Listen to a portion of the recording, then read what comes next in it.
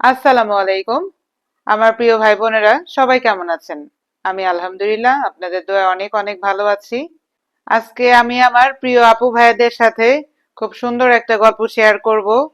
আশা করি গল্পটা আপনাদের ভীষণ ভালো লাগবে। আমার কাছেও ভীষণ ভালো লেগেছে বলেই ভাবলাম যে আপনাদের সাথেও গল্পটা শেয়ার করি। আল্লাহ পাক আবাবিল পাখি দিয়ে যেভাবে কাবাঘর রক্ষা করেছিলেন, আব্রাহার মক্কা আক্রমণ ও আবাবিল পাখি দ্বারা পরাজিত হওয়ার ঘটনা। সময়টা 570 খ্রিস্টাব্দ। মক্কার পার্শ্ববর্তী ইয়েমেনের শাসক আব্রাহা আল্লাহ তাকে দিয়েছিলেন একগুচ্ছ ক্ষমতা ও শক্তি। ক্ষমতার দাপটে আব্রাহার ইচ্ছা হলো ইয়েমেনের রাজধানী সানাতে সে কাবার অনুরূপ কিছু একটা তৈরি করবে। অতঃপর সারা পৃথিবী থেকে মানুষ হজ পালন করতে মক্কার পরিবর্তে সানায় যাবে। নাগরিকদের জুলুমের মাধ্যমে অর্জিত বিপুল অর্থ এবং উন্নয়ন কর্মীর কোনো অভাব না থাকায় তা যথাসময়ে তৈরি হয়ে গেল। কিন্তু বাচ্চা বাঁধল সারা পৃথিবীর মানুষ হজ পালনের জন্য তাদের ধর্মীয় পিতা ইব্রাহিম আলাইসাল্লামের তৈরি ঘর কাবা থেকে কোনো ক্রমেই সানার কাবায় যাচ্ছিল না। আব্রাহা তা দেখে বেশ ক্ষিপ্ত হয়। বায়তুল্লাহকে চূর্ণ বিচূর্ণ করে মাটির সাথে মিশিয়ে দেওয়ার সিদ্ধান্ত নেয়। প্রথমে অগ্রগামী দল পাঠিয়ে মক্কার যুবক এবং উট কবজা করে ফেলে, যাতে প্রতিরোধের কোনো পথ মক্কাবাসীদের না থাকে। সাথে যুদ্ধ প্রস্তুতির সংক্রান্ত একটি প্রস্তুতিপত্র পাঠায়। তাতে এমন ভয়াবহ যুদ্ধের প্রতি ইঙ্গিত দেয়া হয়, যা সামাল দেয়া মক্কাবাসীর পক্ষে কোনো ক্রমেই সম্ভব নয়। এমনকি পুরো আরবের অস্ত্রও যদি এক করা হয় তবুও আব্রাহার অস্ত্রশস্ত্রের অর্ধেক হবে না।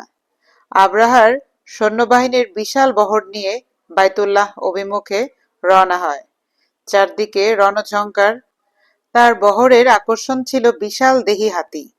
সে নিজেও এমন হাতির পিঠে চড়ে আসছিল, যা মক্কার লোকেরা ইতিপূর্বে দেখেনি। আধুনিক যুগের ট্যাঙ্কের মতো ছিল হাতিগুলো। মক্কার লোকেরা বাধা দেয়নি।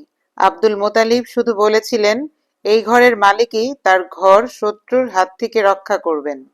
পবিত্র কাবাকে ধুলায় পরিণত করতে আব্রাহা তখন প্রস্তুত।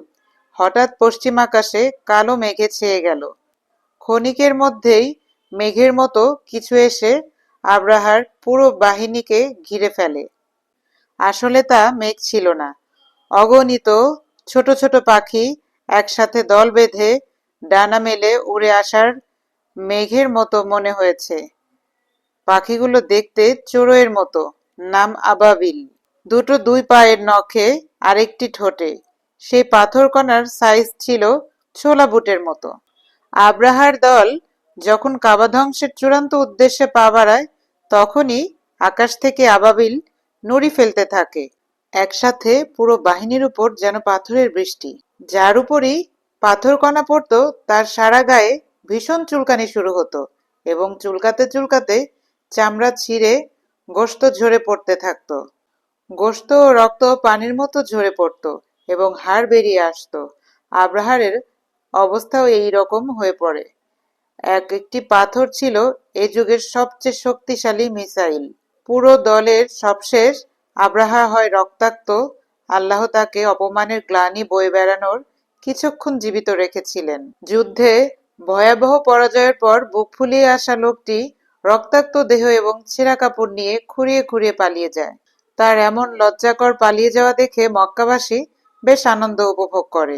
তবে আব্রাহা তার নিজ দেশে ফিরে যেতে পারেনি, প্রতিমধ্যেই মারা যায়।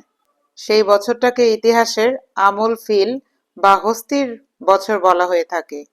আর ওই বছরই প্রিয় রাসূল সাল্লাল্লাহু আলাইহি ওয়াসাল্লাম জন্মগ্রহণ করেন।